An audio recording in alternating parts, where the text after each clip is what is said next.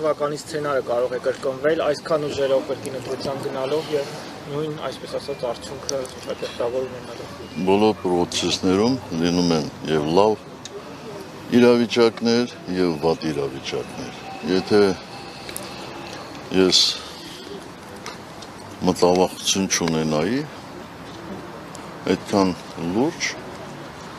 չի զբաղվի իմպիչմենտի գործընթացով, բայց օր առաջ այս իշխանություններից հեռացնելը Հայաստանի համար միայն դրական հետևանքներ կարող է ունենալ։ Ես այսօր չեմ կարող ասել, որ ընտրություններում ընդդիմությունը